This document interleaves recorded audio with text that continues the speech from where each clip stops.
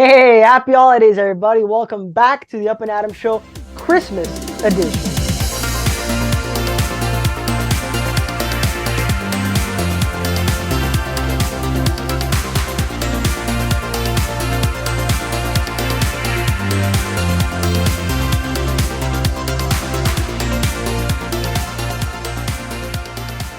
So today I'm doing something that I have not done before in this channel. I mean, I've done it with my girlfriend with music videos, but nothing to do with movies or TV shows. Today we're breaking down the Home Alone movies, the stunts with Marv and Harry, the two bozos that I love so much. Joe Pesci and Daniel Stern. Name a better duo. Oh, wait. So today my good buddy and I, yeah, you could tell the resemblance, will be reacting to these movies and just like the crazy antics that they have to go through. It's gonna be hilarious. I can't wait. Every time I watch these movies, I die of laughter. So everything you're gonna see today is genuine. I don't know about you guys. Do you guys watch these movies even though it's not Christmas time? Because I know right now it is, but like I watch these movies in like July, June, May, April, March. I don't know why I just all those months in different order, but anyways, that's besides the point. I make no sense. You guys know I can't talk properly, but that's okay because we're gonna have a lot of fun today going over these films. Subscribe and like and comment down below if you love these movies just as much as me. Because I'm wearing my Christmas sweater. I'm in the mood. Got my Christmas tree. I'm ready to go. We're off to a great start. Hello. Okay. I'm gonna say one thing here. I love these movies, and you can't be too picky because like otherwise it loses the fun, right?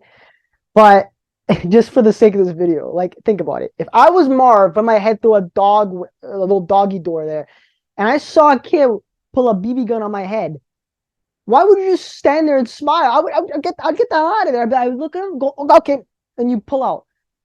Pull out. Okay, that was not intended. Some things could be avoided, but I guess it would lose the fun. So let's just continue.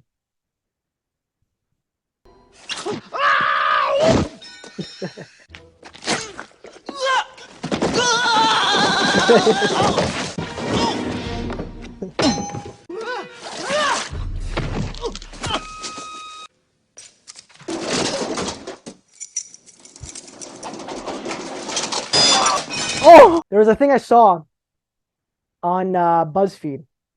I believe it was BuzzFeed where they talked about it was doctors discussing how badly hurt they would be if this actually was real. And like I'm pretty sure that getting hit into the head, okay, you probably wouldn't die, but serious concussion there. And I don't know if the mark of the iron would be on the face like that, but again, it's hilarious. You got to give credit to all the makeup artists that do all these cool things. Even this scene coming up with the hand, which I have something funny to talk about as well. But let's get into it.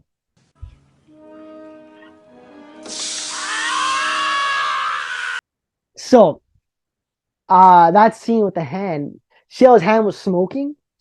There's a thing where, again, the same video where the doctors talk about the movies, and they literally said, they're like, your hand wouldn't smoke like that if your hand was on fire. It wouldn't steam. And you put in the snow, it starts steaming like that too. But you don't think about these things when you watch these movies, and you don't care to think about that because they're so iconic. Who cares that the hand doesn't really smoke in real life? I guess it was just for the video that the doctors did, but honestly, it wouldn't be funny if his hand wasn't smoking. That like brings an added element that like it's so painful. Like wow, I gotta say these two, they went through a lot of shit.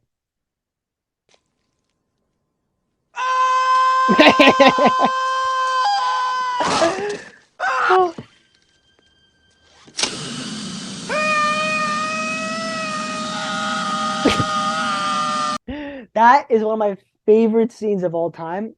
Like I don't know how they did this scene. I don't look at like a lot of behind the scenes stuff. Obviously I'm assuming there's stunt doubles for a lot of things. But when I look at this, like how the hell did they do this? They must have put something on the hat to make it so it doesn't reach the scalp, but it still catches on fire.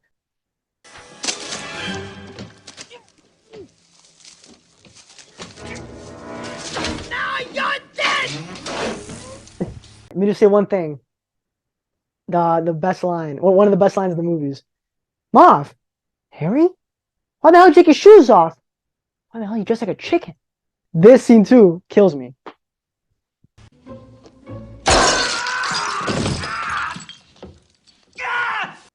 So that scene when he's stepping on the ornaments there, it didn't show the full entire scene of him doing it. But he ends up getting up and he keeps walking on him. He keeps stepping on him. Why the hell are you doing that? Just jump around them. But all I'm going to say, and a little tidbit for you guys, Daniel Stern, even though Chris Columbus really wanted him, at the time he was too expensive. So they had someone else take the role of Marv. Because obviously Joe Pesci costed probably a lot of money. Just literally look at the movies he's done, obviously prior to this movie. So, and I'm pretty sure this was the same year, 1990. Yeah, it's Goodfellas. So he was in high demand. And he must have cost a lot of money. And they really wanted Daniel Stern, though. They just couldn't afford him to do both, I guess.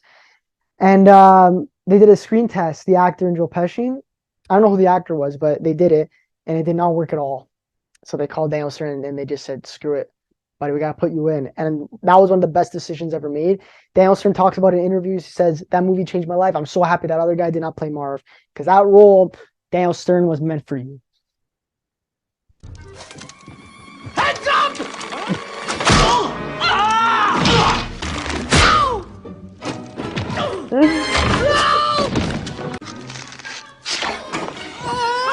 Okay, they completely cut. I don't know why they did that. They completely cut out one of my favorite scenes of all time. I don't know why. But it's a scene when the tarantula goes on Mark's face. He freaks out and then he puts it on Harry. Marv. That too. Oh my god, speaking of that. It's so funny because Joe Pesci always swears, right? It's literally like in his vocabulary. He cannot not swear. That makes sense? He had a hard time not swearing on the film set.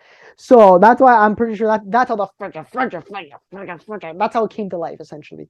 And it's a very cool added touch to the character. So that wraps up Home Alone 1. Now, I gotta say, I like Home Alone 2 better than Home Alone 1. I don't know why. I know, and I know it's a very unpopular opinion. I know. And people are probably gonna say, you're crazy, Home Alone 1's the classic. But like, hey, of course. And if anything, they're probably equal. Talking about Home Alone 2, it's just so funny. Like, it's even funnier than the first one. Like the stunts too. And it's just funny too, Marv, where the sticky bandage, where's that friggin' tape around his hand? Really, Marv? You stealing 39 cents from a Santa Claus?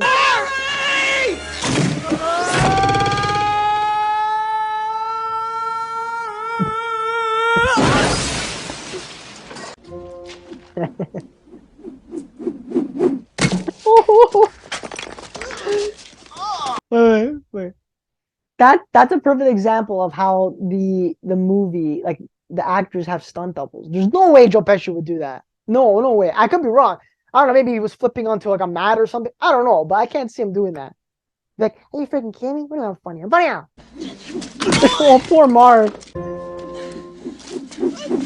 Oh.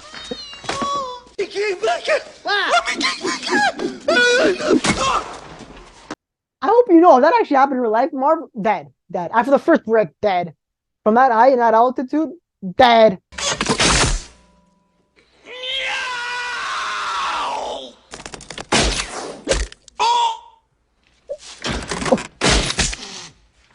A free nose piercing right there.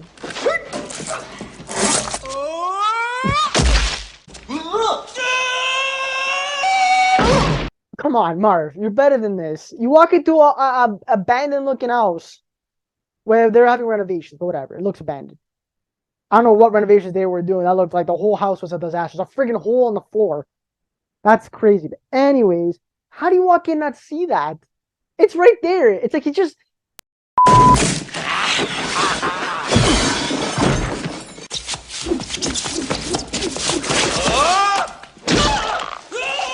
This is hilarious. Uh-oh.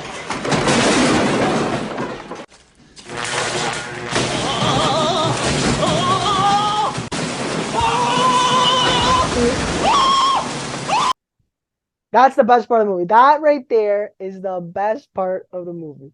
Hands down. How? Tell me, how? So iconic.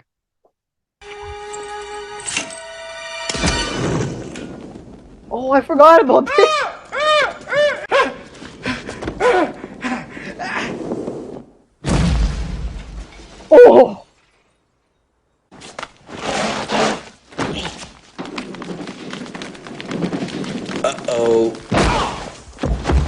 Okay.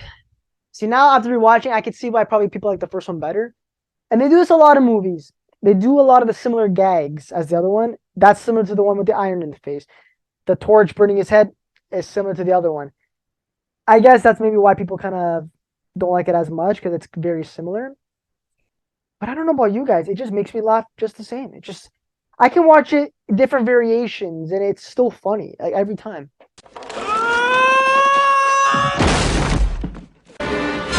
Oops. Oh,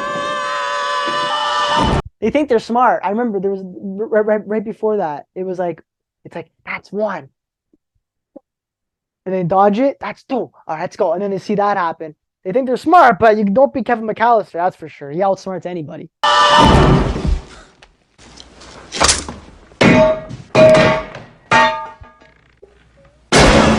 Ooh. What's that sound? Move out the way!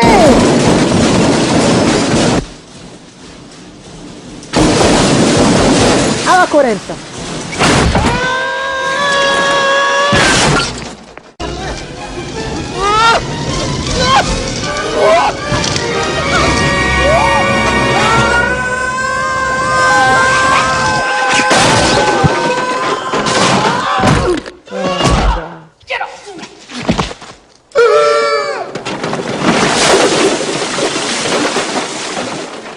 That wraps up today's video. That was funny as hell, I'm telling you. Oh my god.